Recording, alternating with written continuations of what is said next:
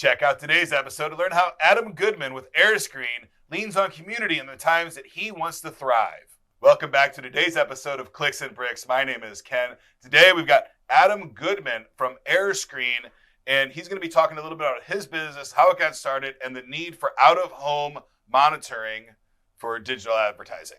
How you doing, Adam? Yeah. Hey, Ken. Thanks for having me. No problem. Thank you for joining us today. Can you tell the audience a little bit about your business and what you guys do?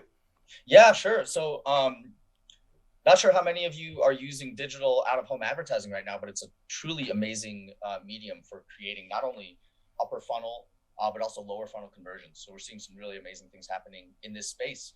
So what we're doing specifically is... Can you tell us a little bit about what would you define out-of-home digital marketing as? Sure. So out-of-home digital marketing specifically is, let's say you're at an airport, you're at a mall, you're driving down the street and you see one of those beautiful digital billboards, right? Not the ones that are put up with posters, which also have their benefits, of course, but I'm talking about digital media because it's truly an amazing medium to capture excitement and interest from consumers, your potential consumers. So that's the area of advertising that we're focused on, and it's showing amazing potential for growth over the next while, especially as things start to change in other areas of media.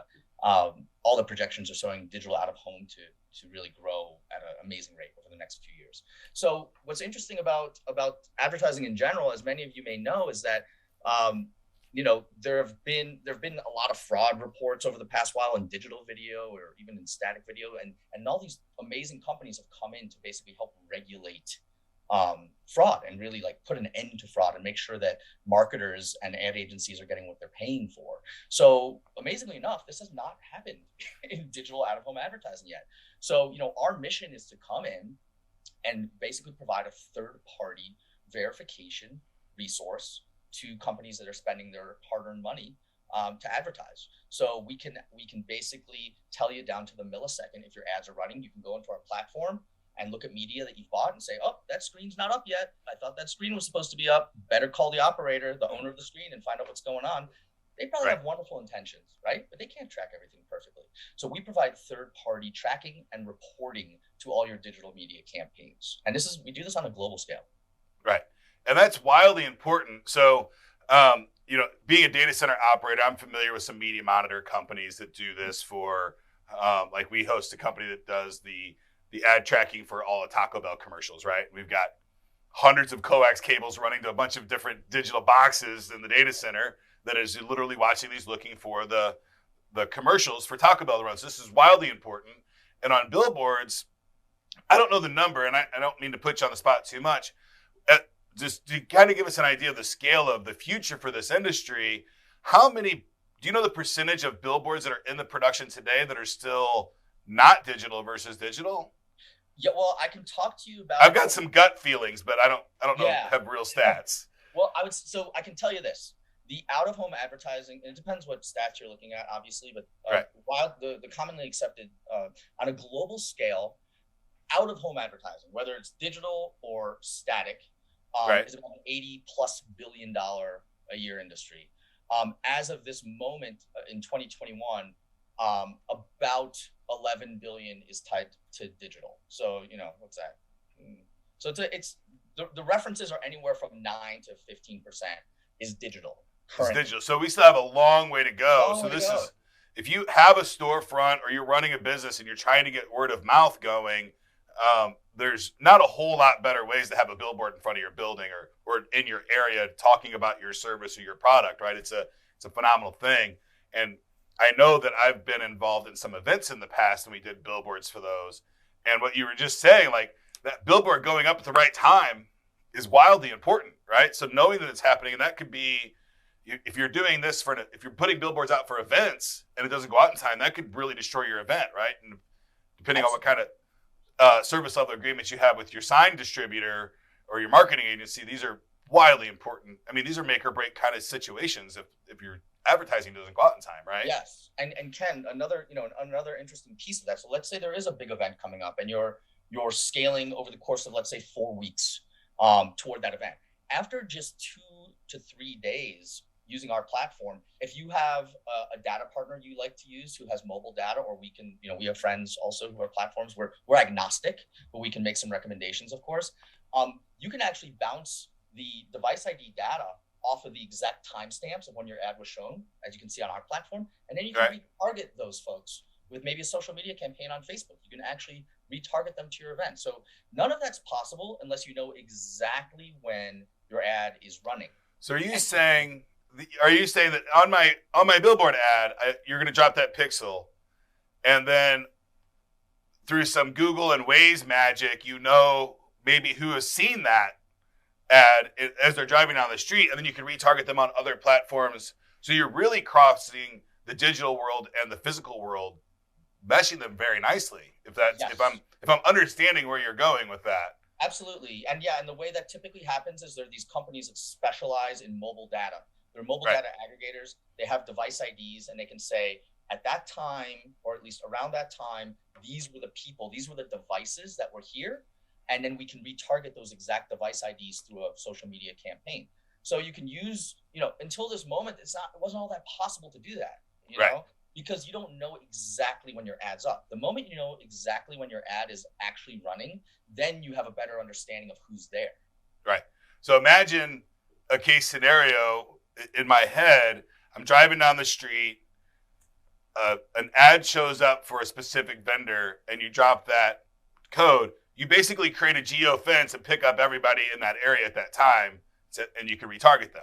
Yes, that's all very possible with our partners. So, we like to think of ourselves as an ad platform because, depending on how sophisticated a client marketing group is or an ad agency, some of the biggest ad agencies, the way they would use us is they'd put our whole platform in-house. Then they'd plug in all their different data providers and planning systems and post reporting systems and just plug it all in. And we basically automate management of all of that. But we can work in simpler ways as well. So I just want to explain to the audience really quick some, and not by no way, no means am I a psychologist or a brain scientist at all, but just a little bit about how the human brain works. And my experience is and I hear this kind of mantra all the time, oh, the world's so creepy. I can talk about something and then I start seeing ads about it like they're listening. I don't think that they're really listening and calling those keywords, but I do know enough about psychology that your brain recognizes things that's important. And it also thinks things that are important that it sees on a regular basis. So you might think that you had that original thought, but you might have seen 7 billboards on your way home or seen kind of tidbits around the area. And geofencing, like what you're talking about, is how these brands are getting ads in front of you that seemingly know that you want them without you knowing that you want them. Right. Yeah. So this is more psychology built into this advertising world that we're living in than you may be aware of. And you're probably talking about it because you've kind of subconsciously seen it in a couple of different places. Right. So it's not as creepy as it seems when you really start diving in and understanding the tech behind how they knew what you were looking for and when you were looking for it. And I mean, I talk to some of the best marketers on the planet, and they're like, yeah, people, we're all unique, yes, but herd mentality and what people do whenever they see a specific thing and how they react to it is pretty much down to a science for a lot of these folks. Absolutely. Yeah, and just to mention, along that point is, some of these marketers and all these studies that are out there on the human brain and behavioral science, it could be that a 15 frequency is what somebody needs in order for it to finally register, because maybe 12 times the 12th frequency is when it actually starts to enter their consciousness. Right. Like, oh yeah, there's an ad. The first 10 times maybe it didn't even register. Yeah, I created a concept years ago called 13 and 30, right? And that's anytime I'm selling something, I want to be in front of somebody 13 times in that first 30 days, right? Oh, yeah. And then kind of nurture that relationship moving forward. So repetition is very important in marketing, and this is a great tool. And the future is so bright for this kind of industry to help track and monitor this, because digital signage isn't going away. It's going to go rampant. And you've got these, I'm assuming in the billboard industry, we're still exiting the boomers operating that business. Yeah. And I say boomers in the most adorable way. I love boomers. No disrespect there at all. They've given us a great country to continue to run. but that kind of older school mindset of pen and papers is retiring at this point, right? So the new blood's coming into that market, and they're like, we got to stop climbing these towers and putting wallpaper on these giant boards in the sky. Right. Well, yeah. What's interesting in what you mentioned there is, I'm seeing, just because I have a view of the globe, I have wonderful teammates who are running other regions of the globe for this business. And, whenever we have our group chats and I facilitate those, I hear that in many of these other markets, it's not as kind of old school of an industry. It's a newer industry in some markets. So, in the US, some of the larger operators have been around for 100 years. 100 years.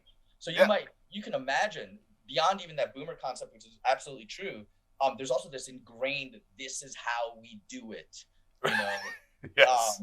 And in certain markets outside of the US, that's just not the case. So it's amazing to see kind of how quickly they adopt in different regions of the globe. Right. That's fantastic stuff. Yeah, I'm super excited to see what the future for digital signage is going to be.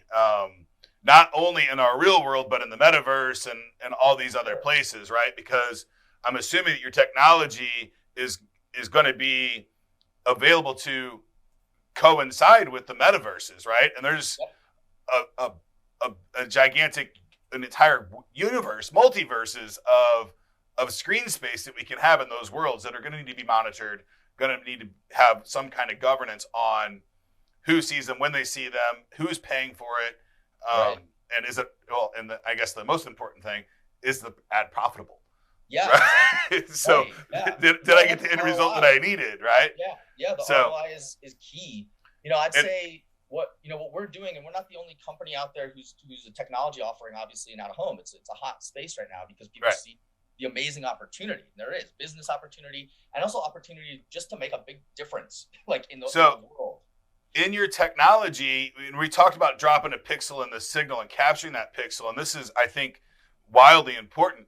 So theoretically, and I don't know if you have a case study that shows this already or not, can you drop that pixel as a conversion pixel and actually track for the first time return on investment from a digital billboard? Yeah, that actually drives somebody to purchase.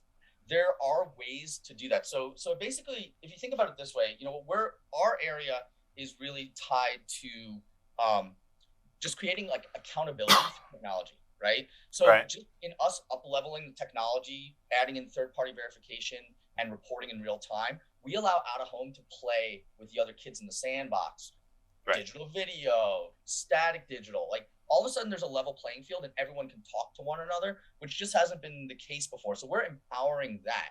Now, once you empower that, then what you're talking about becomes very doable and plausible. So like one example could be QR code based creative, where you actually do see the QR code. So I could be walking in the mall. That would be the advertiser's discretion, though. That would be the marketer's discretion. So any of you on the phone, on the listening right now, may have some ideas around this. Let's say you have a campaign within a mall, and you want to actually put a QR code on that creative. Wonderful. Somebody takes a picture, they get a real time discount, and then they can go right down to the other wing of the mall and buy something in real time. So that would be one way to use that kind of technology, but it all starts with accountability. It all starts with verification. Otherwise, like, is your ad up? I don't know. Right. And this is, I've seen these digital displays even at the gas station now while I'm pumping gas, right? They're showing me ads and they're showing me entertainment and all that stuff. So it's definitely going to be, you're in an industry that definitely has the fire lit, and it's not going to go out anytime soon. I hope not. I got to pay for college sometime. Yes, fantastic. So can you tell us a little bit about what possessed you? I mean, you're a co-founder of this business, right? The Airsqreen, and you went into it. Can you tell us a little about your history and how you were enticed or possessed or whatever, like what the catalyst was to get you to, jump into, and I'm assuming successful business, you jumped in with both feet at some point. Yeah. Right. So can you tell us a little about that transition from where you were to now being co-founder, and you're the chief revenue, the CFO, the CRO of this company? Can you tell us a little about that journey? Yeah. So, maybe there's some shared experiences here, but I started out very much tied to kind of corporate culture. I was, over time, I became a senior executive in media and advertising, and I spent many years in New York City, which is kind of, the place to be. And then after that to Los Angeles, and had my, fancy dinners every night in Hollywood with studio execs and all that, all trying to get a marketing dollar from marketing executives and provide them immense value. And, what was interesting about that was I was part of a huge machine. I was part of a massive machine. And over time, it really felt like I, as much as it was a well-paying job and took care of my family and I learned a lot, there didn't seem a lot of opportunity to really be kind of my own man, my own businessman within that opportunity. And really what I started to understand is when one is part, and this is my opinion, of course, but when one is part of a larger organization, you actually kind of suspend your own values and you take on those values. Now, in a perfect world, you share the same values, but how often does an individual share the same values as a larger organization? Probably very rare. So I started to be at odds with that. And it became very important for me in my growth as like a person and as a new father at the time to 2 children, amazing kids, and a loving husband, that I started to really realize that if I'm going to be truly successful in this life beyond monetary success, I need to align with projects that are completely in my values and in my purpose. So I first had to define what those were, and I did. And I took the time to define my values. How long did that take? Took about 4 months, and then 4 months? Okay. I continue to revisit it.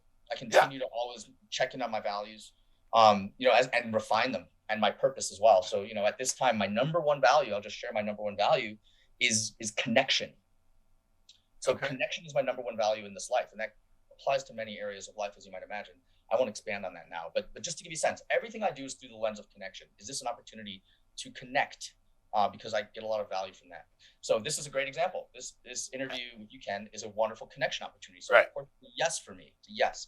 So then what I decided to do, my wife was extraordinarily supportive. We decided, let's just move out of Los Angeles. It felt to me as kind of at the time, it felt a difficult place to raise kids, and I had trouble kind of separating myself from the industry that I was so long a part of there. So we moved to Colorado, which is where I sit right now, and then we just started deciding like what's going to make us happy, and just be open-minded to other opportunities, and that's kind of how this came about. So, as a co-founder of this business, when I met Mutlu, who's actually based in Turkey, it's Mutlu, wonderful man, a really smart guy, engineer. So when we started talking about this, initially this business was what's called a programmatic business. So I'll just touch on that briefly for anyone that doesn't understand that. Programmatic in advertising means you're not buying, like in television, for instance, you're not buying MTV and CNN. Programmatic, you're buying audiences. So in theory, it doesn't matter where that person is. I'm buying females 18 to 49 who own or lease a luxury vehicle. Right? That's what I'm looking for. So in theory, it doesn't matter where I find them. I use data to find them in the right places. That's what programmatic is for the most part, in the simplest explanation. So we had an idea around programmatic in out of home, in digital out of home. So basically finding inventory, but basically saying, okay, we're just going to target audiences. We're not going to really care about where those audiences are, whether it be Times Square or whether it be at a gas station screen. I'm not devaluing the gas station screen. It's just they're very different. Different mediums. So that's how we started. And then a huge agency came up to us called Group M. They're just a massive ad agency, global, in Turkey, and said, you know what, that's all well and good, but you know what our real problem is? That only accounts for a small portion of what we're spending. 90% of what we're spending in digital out of home, we buy screens directly because we believe that screen placement is very important to our clients. But we have so much trouble managing our buys across multiple operators, multiple screen owners. It's a headache. We don't even know if our ads are running. We get delayed reports at the end of the campaigns and from the seller. We don't know. So we don't know what to do with this. So we said, let us help you. And then we devised a pivot, and we pivoted into this side of the business, which is very different, and very, very few players are doing this. And then COVID came along, and I'm sure all of you on the listening right now had your own challenges during COVID. We definitely did. Things slowed almost to a halt, and we just started pushing forward again. I'd say about 6 months ago, and really seeing some great, global success right now with some adoption. Right. And so, can you tell us? You gave me a little bit of a story. This company in Turkey, that's really. You were doing the out-of-home advertising. You were creating this platform, but when they came to you, you decided to make a pivot. Made a pivot. and really dive into this. So if it was programmatic advertising before, what's the phrase for what you're doing now? You can call it direct. You can call it basically direct. So programmatic is one piece, that's audience buying. Right. And direct buying is just like it sounds. It's directly buying screens. Screens. Okay. With the operators. Yeah. Right. So we're basically think of it as adding automation, verification, and reporting to direct buying, which has not existed. It's all Excel and emails and change this and change that, and there's a lot of room for error. As a matter of fact, I can tell you right now, it is wildly hard for me to purchase billboards for a brick and mortar business or any service right now, because I know that I can get results and wildly trackable results from Facebook, Instagram, TikTok, LinkedIn, and all those different platforms, right? So it's very challenging for me to put money on a billboard today. And I do have some digital billboard services that I use if they're close to that brick and mortar business. But I historically have turned people away from digital ad or signage outside because it's so hard to track. And you can really get a great result with a lot of the social media platforms today. But I think I do really love that Waze has an ad platform now, and you can pop up, so almost like a billboard inside the car, right? That you can pop that up. So,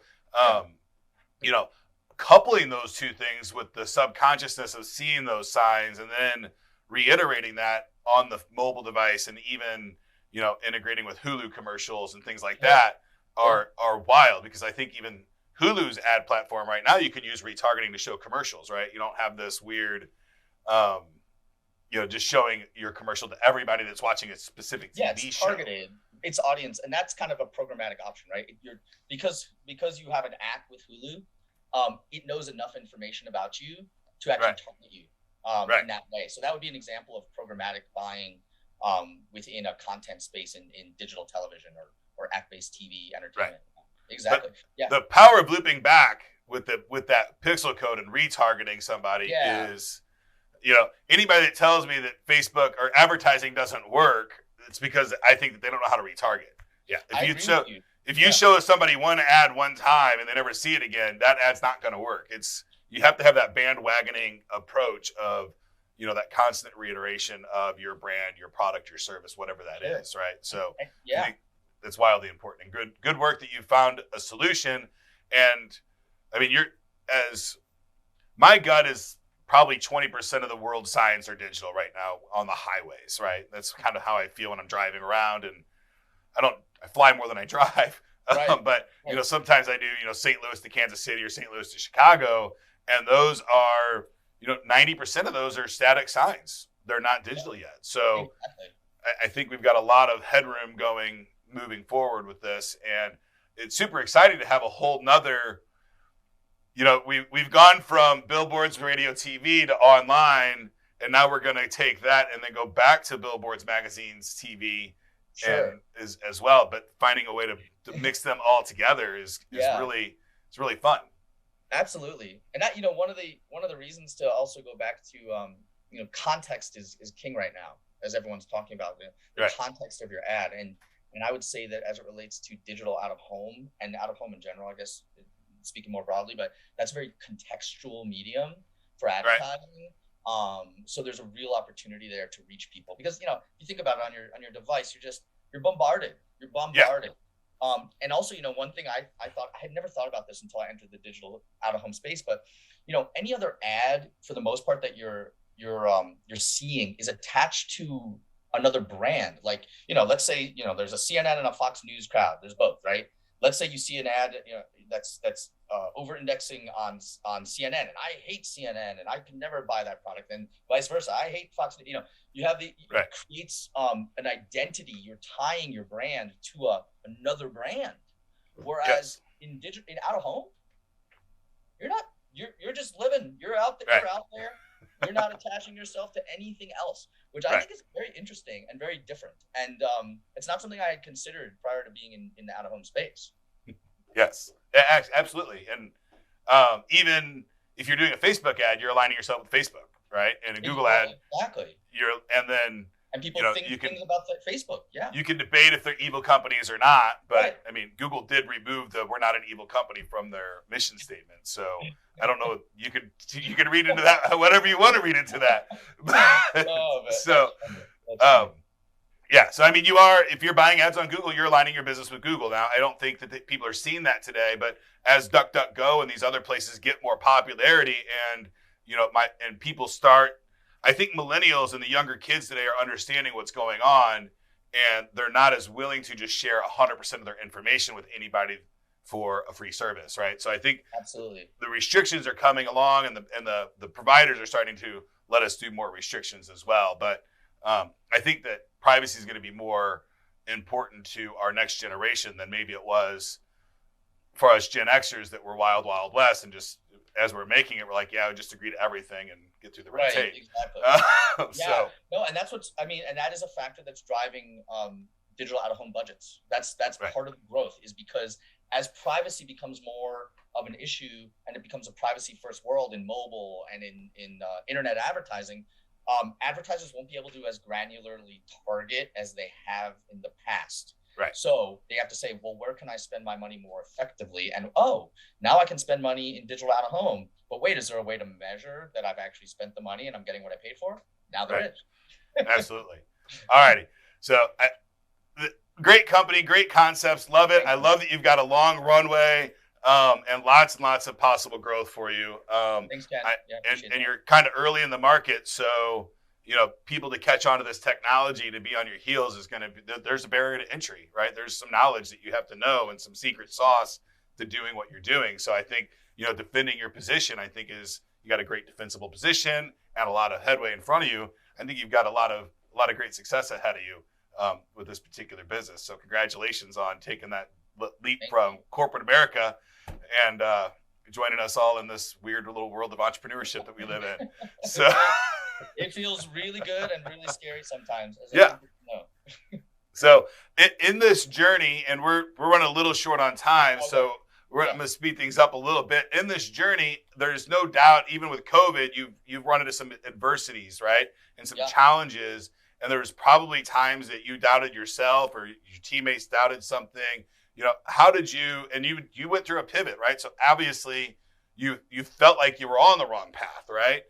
How did you overcome that adversity in your personal life and business? Do you have tips or tricks that you can share with the audience on what you do in those really trying times to overcome that?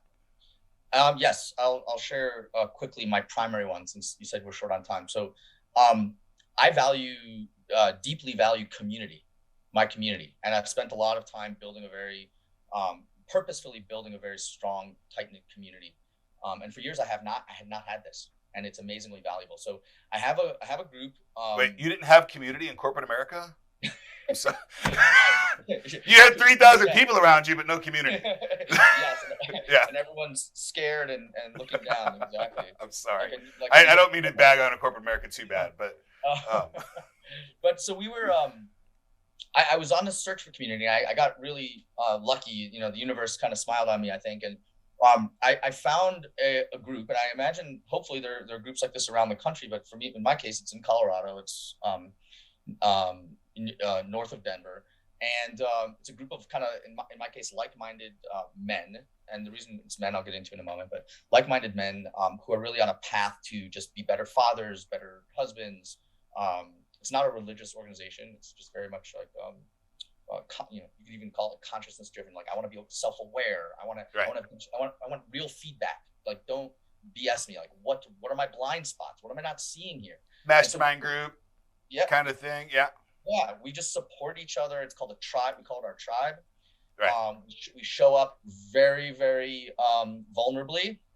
We share in a very vulnerable way. We kind of have rules around it of how we help one another, and we frame it out in a really good way. We have a very experienced facilitator who's skilled in many areas, including, like high-level training as a psychologist. I mean, really smart people. Right. So in any case, it's just the ultimate support, and you can show up with your fears. And then what I find is when you talk to other people, and in this case, men, because, you're sharing very, very vulnerable things that in our society, as a man, it's oftentimes not acceptable to be like, I'm scared. I don't know what to do. And so it's a really wonderful opportunity to just show up. And then what you start to realize is showing up and vulnerably like this, everyone else is the same, has the same fears. Everyone else. And it's just amazing. And you just feel so supported. And regardless of that fear, you say, okay, I'm scared. Great. Now I'm aware of it. I'm going to push through.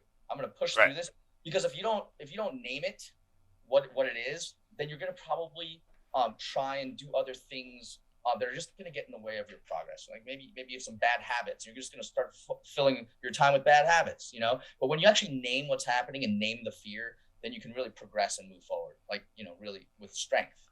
Absolutely.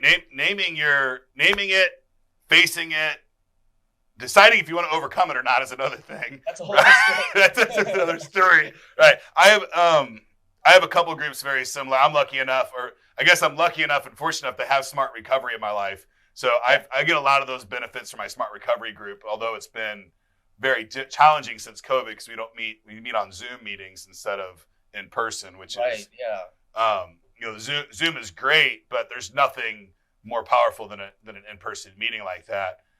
So I've got my Smart Recovery group, and I also have a lot of mentors that I lean on. So I think community is a huge benefit, and self-preservation and community, I think, go hand in hand, right? Because you're helping yourself, building yourself up, and those people help you do that. Showing vulnerability is important, right? Because absolutely.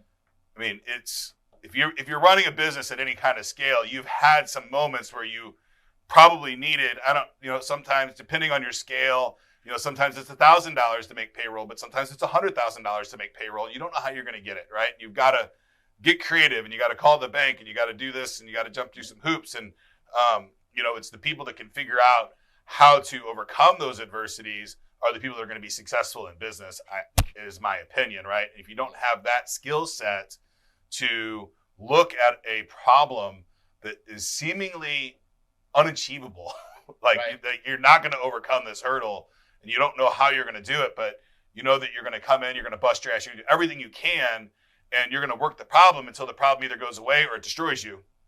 One of the two. Those are hard moments in life that you have to go through to get to that moment of greatness, right? And you're going to be a pretty weak individual if you've never faced any adversity, right? Absolutely. So that's where the learning is all there. Yeah. So, and then depending on who you are and your risk tolerance depends on how much adversity you're going to overcome. I have a high risk tolerance, so I'm probably going to keep overcoming adversities in my life, and I do as many tricks, as many tools in my toolbox. Yeah. Right. That's a muscle, I think, because me 5 years ago, I didn't have that muscle developed nearly as much as I do now. Overcoming adversity, sitting with high risk. The risk level I sit with now would have freaked me out probably to the point of stopping a few years ago. Yeah. So, the two things that I really preach: self-preservation, right? Take care of yourself, have a hobby outside of your job, and the community, have a team, mentors, group, something that you can go to and, as silly as it sounds, a shoulder to cry on, right? Because generally in our position, if you're running a business, and unless your wife or husband is running that business with you and actually has the financial responsibility, they don't understand either, right?